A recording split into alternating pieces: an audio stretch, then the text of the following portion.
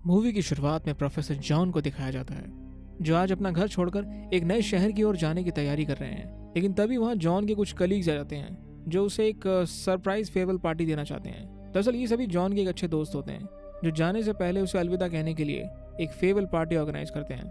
Party के दौरान John का एक कलीग उससे पूछता है कि उसने अचानक ये शहर छोड़ के जाने का डिसीजन क्यों बनाया। दरअसल जॉन को यहाँ काम करते हुए कई साल हो गए हैं, इसलिए अचानक से लिए गए उसके इस डिसीजन से उसके सभी दोस्त हैरान होते हैं। तभी जॉन की एक दोस्त बोलती है कि वो इतने सालों बाद बिल्कुल नहीं बदला है और आज भी वैसा ही दिखता है।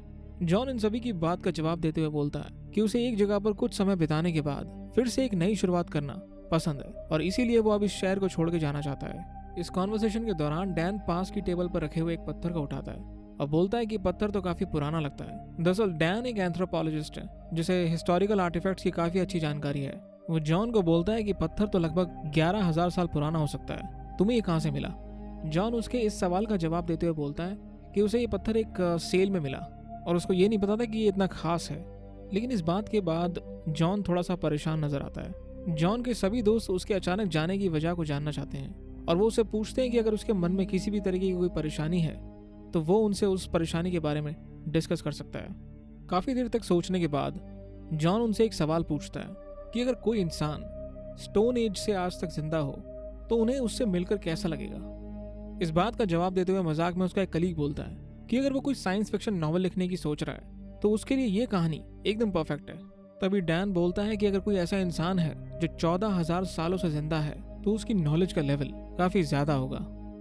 इस पर हैरी, जो कि एक बायोलॉजिस्ट है, ये कहता है कि वैसे ये बात सुनने में काफी अजीब लग सकती है, लेकिन हमारी बॉडी एक बायोलॉजिकल मशीन है जो खुद को हील करना जानती है। लेकिन एनवायरमेंटल कंडीशंस और हमारे पुअर लाइफस्टाइल की वजह से हम इस एबिलिटी को खो देते हैं। बट विद परफेक्ट डिटॉक्सिफिकेशन और रिसाइकलिंग प्रोसेस एक इंसान काफी लंबी जिंदगी जी सकता है। तभी जॉन बताता है कि वो प्री हिस्टोरिक टाइम का एक केवमैन है जो 14,000 सालों से जिंदा है। वो हर 10 साल में अपना घर बदल लिया करता था ताकि लोग उसकी हमेशा जवान रहने की एबिलिटी को ना जान पाए। दरअसल उसकी एज सिर्फ 35 साल तक बढ़ी और उसके बाद से वह वैसा ही दिख रहा है। वो अपनी कहानी बताना चालू करता है और अपने कलीग के सारे सवालों का सटीक जवाब भी देता है। जॉन बताता है कि वो 2000 सालों तक एक सुमेरियन वासी था, उसके बाद वो बेबीलोनियन बना और फिर ईस्ट में इंडिया की तरफ चला गया, जहां पर वो बुद्ध से भी मिला। जॉन कहता है कि वो कोलंबस के साथ भी ट्रैवल कर चुका है और बताता है कि उस वक्त उसे भी सभी की तरह ये लगता था कि अर्थ फ्लैट है, लेकिन उसके सभी दोस्त इस कहानी पर विश्वास नहीं करते। जॉन की कहानी सुनते समय हर कोई उसकी स्टोरी को अपनी नॉलेज के बेसिस पर क्वेश्चन करता है। दरअसल जॉन के सभी दोस्त उसकी यूनिवर्सिटी में अलग अलग एकेडमिक फील्ड्स के प्रोफेसर थे, जो जॉन को गलत साबित करने के लिए उससे सवाल कर रहे थे। लेकिन जॉन उनके सभी सवालों का एकदम सही आंसर देता है। आर्ट, जो हिस्ट्री का प्रोफेसर है, उसे बोलता है कि उसके सटीक आंसर्स के पीछे जॉन की हिस्टोरिकल बुक्स की रिसर्च भी हेल्प कर सकती है और उसने ये सारी नॉलेज टेक्स्ट बुक से ही गैदर की है। जॉन इस बात का जवाब देते हुए बोलता है कि उसकी याददाश्त भी एक आम इंसान की तरह ही है, जिसे अपने जीवन का प्रेजेंट टाइम ही अच्छी तरीके से याद रहता है। लेकिन वो कहता है कि उसे अपनी लाइफ के कुछ बड़े इवेंट्स धुंधले से याद हैं, जिन्हें वो उनसे शेयर कर रहा है। इस कॉन्वर्सेशन के दौरान आर्ट को लगता है कि जॉन की मानसिक स्थिति कुछ ठीक नहीं है और वो अपने एक दोस्त को फोन करके वहां बुला लेता है। डॉक्टर विल ग्रूबर, जो एक साइकेट्री का प्रोफेसर है, वहां पहुंचता है और वो जॉन से पूछता है कि क्या उसे अपने दोस्तों को छोड़ने का कोई सदमा पहुंचा है, जिसकी वजह से वो दिमागी तौर पर परेशान है। लेकिन जॉन रिलैक्स होकर विल के सभी सवालों का जवाब देता है और वो उसे बताता है कि उसे किसी भी तरीके का कोई सदमा नहीं लगा है। थोड़ी देर तक बात करने के बाद विल जॉन की कहानी से परेशान हो जाता है और वो उससे पूछता है कि अगर वो इतने सालों तक जिंदा रहा तो उसे उसके करीबी लोगों की मौत से कोई फर्क नहीं पड़ा। ये सुनकर जॉन गुस्से से आंसर करता है कि उसने ये जिंदगी नहीं चुनी और उसका इस पर कोई कंट्रोल नहीं था, उसे आगे बढ़ते रहना पड़ा और ये उसकी मजबूरी थी।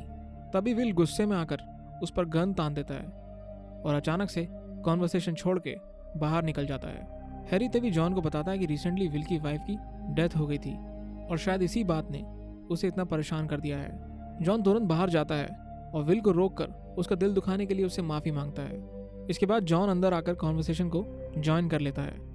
तभी डैन उससे पूछता है कि वो कौन से रिलीजन को बिलीव करता है। जॉन कहता है कि वो किसी भी नॉन रिलीजन को फॉलो नहीं करता है, लेकिन इसके साथ ही वो भगवान की होने की पॉसिबिलिटी को पूरी तरीके से डिनाई भी नहीं करता। तभी डैन उससे पूछता है कि क्या वो कभी किसी गॉड लाइक पर्सन से मिला है, जिसका जवाब देने से जॉन मना कर देता है। वो कहता है कि हमें इस सवाल को स्किप कर देना चाहिए, लेकिन सभी लोग ये इंसिस्ट करते हैं कि वो इसका जवाब दे। जॉन बताता है कि जब वो बुद्ध से मिला था तो वो उनकी शिक्षा से काफी प्रभावित हुआ था और तकरीबन 500 सालों तक अलग अलग जगह भटकते हुए वो ईस्टर्न रोमन एम्पायर में पहुंचा। उसने वहां हो रहे अत्याचारों को देखते हुए लोगों को शांति और दया का रास्ता चुनने के लिए प्रेरित किया। लेकिन रोमन्स को उसकी ये बात पसंद नहीं आई और उसकी बढ़ती पॉपुलैरिटी को देखते हुए उन्होंने उसे यातनाएं दी और सूली पर लटका दिया। तभी एडिथ बोलती है कि क्या तुम अपने आप को जीसस क्राइस्ट बता रहे हो? जॉन इस पर बोलता है कि कुछ लोग जो उसका समर्थन करते थे उन्होंने उसे क्राइस्ट की उपाधि दी और एक मसीहा का दर्जा दिया। उसके बाद वो वहां से दूर चला गया और काफी सालों तक सामने नहीं आया। ये सुनकर एडिथ, जो एक क्रिश्चियन थी, इमोशनल हो जाती है और रोने लगती है। तभी विल जॉन को गुस्से में बोलता है कि वो सभी को असलियत बताए और कहे कि ये सब उसकी बनाई हुई एक मनगढ़ंत कहानी है और कुछ नहीं। तभी जॉन अपने कलीग्स की हालत को समझते हुए उन्हें बोलता है कि हाँ, ये सब एक स्टोरी थी और तुम सभी मेरी ट्रिक में फंस गए थे। मैंने तुम लोगों के सभी सवालों के आंसर अपनी नॉलेज के बेसिस पर दिए और कुछ के तो तुमने खुद ही दे दिए। इसके बाद सभी लोग पार्टी खत्म होने के बाद जाने लगते हैं। इसी दौरान सैंडी जॉन से फनी वे में पूछती है कि उसने अपनी लाइफ के दौरान कितने नाम बदले। जॉन बोलता है कि बहुत सारे। जॉन उसे कुछ नाम बताता है, जैसे कि John Pelly for Paleolithic age, John Savage. वो बोलता है कि लगभग 60 साल पहले जब वो हार्वर्ड में पढ़ाता था तो उसका नाम था जॉन थॉमस पार्टी। विल पीछे से आते हुए ये कॉन्वर्सेशन सुन रहा था। विल कहता है कि क्या तुम केमिस्ट्री पढ़ाते थे? जॉन बोलता है कि हाँ। जॉन उसको बताता है कि उसकी मदर का नाम नॉला था। ये सुनकर विल इमोशनल हो जाता है और रोने लगता है। वो जान जाता है कि जॉन की कहानी सच थी और वो ही उसका पिता है जो बचपन में उसकी फैमिली को छोड़ के चला गया था। जॉन विल से कहता है कि उसको जाना पड़ा, ये उसकी मजबूरी थी।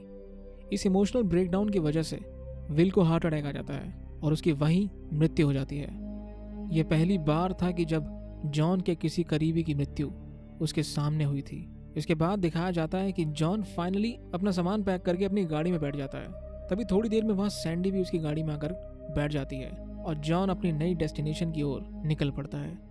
ये एक अनोखी कहानी है जो इंसान के ट्रेडिशनल बिलीव्स को चैलेंज करती है और उसे सोचने पे मजबूर करती है कि क्या उसके कॉमन बिलीव्स के अलावा भी कोई ऑल्टरनेट रियलिटी हो सकती है।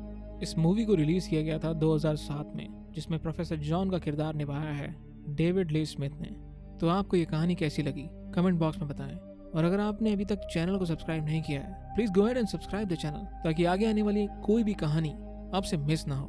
मैं फिर लौटूंगा एक ऐसी इंटरेस्टिंग मूवी के साथ। तब तक के लिए धन्यवाद।